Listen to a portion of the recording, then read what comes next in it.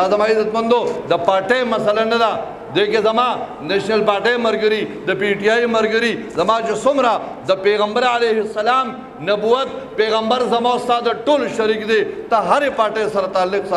ساتا لیکن دا پیغمبر دا ناموس تپاره با انشاءاللہ مون په هیڅ قیمت باندې سودا نکو دا پیغمبر السلام دا ناموس تپاره یاد ساتا که زما مال پکار شو مال بلګوم که زما وینه پکار شو زما سر پکار شو زما خپل بدن خپل بچی به قربانوم د پیغمبر اسلام د ناموس لپاره تیار ان شاء الله ټوله زما عزتمندو الحمدلله د پیغمبر علیه السلام د عشق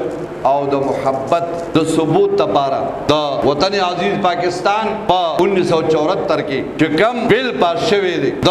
حضرت مفتی محمود رحمت الله علیه د غلام غوث ازاروی رحمت الله علیه د مولانا شمس الحق افغانی رحمت الله علیه او د ډیر لوی علماء کرامو په جدوجہد باندې په د پاکستان په اسمبلی کې قادیانان دا غیر مسلم او کافران مقرر شوی دي چې دا کافران دي دوی به چې کوم دي دوی به جماعت نشي جوړولی دوی خپل هغه د عبادت خانه ورته نشي ویلې چې کوم اډه دوی جوړی دوی د جماعت نشي ویلې دوی به د مسلمانانو په مقبره کې نه خښېږي دوی به د اسلامي شعار چې څومره دي دوی به قرباني نشي کولی د اختر په ورځ باندې دوی سره قرباني دوی سره لین دین نشي کولی قادیاني له خور لور نشي ورکولی د هغه خور لور نشي کولی الحمدلله پاکستان کې دا بل پاس دی دا قانون مونږ سره دی مونږ لا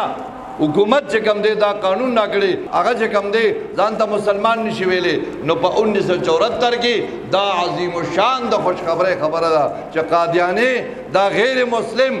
دا خوشحالی دپاره او د مسلمانانو د خبرداری دپاره الحمدلله پا 3 ستمبر باندې خزانہ شوگر مل گراؤنڈ کې یو عظیم الشان ختم نبوت کانفرنس مقرر دی انشاءاللہ جماعت کې جو څومره کسان ناسي سوشل میډیا باندې چې څومره زما आवाज خوريږي د ټولو مسلمانانو ته زما درخواست دی چې ډېر شوق او د پیغمبر اسلام د عشق او د محبت په بنیاد کې د پیغمبر علیه السلام د شفاعت د حاصلولو لپاره انشاءالله د دغه مجلس کې شرکت وکړو یو مرګري چې څومره کسان ناسي ځان سره کم از کم 15 مرګري نور تیار کو بیا ورپسې په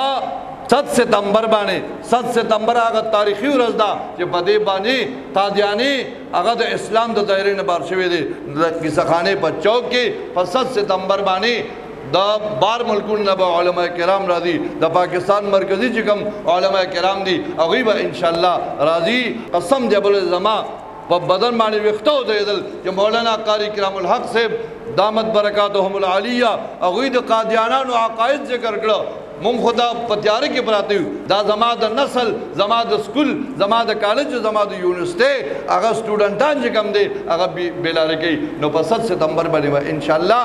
ټول په دې کې شرکت کو ان شاء الله کم مرګري شرکت کې لا سوجت کې ان شاء الله مونږ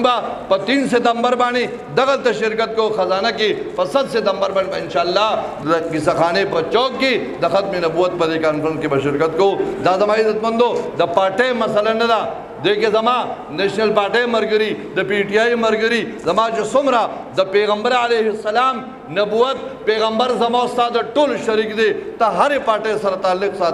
ساتا لیکن دا پیغمبر دا ناموس تپاره با انشاءاللہ مون په هیڅ قیمت باندې سودا نکو دا پیغمبر السلام دا ناموس تپاره یاد ساتا که زما مال پکار شو مال بلګوم که زما وینه پکار شو زما سر پکار شو زما خپل بدن خپل بچی به قربانوم د پیغمبر اسلام د ناموس لپاره تیار ان شاء الله ټول مرګي تیار الله د عمل توفیق راکړي واخر دعوانا الحمدلله رب العالمین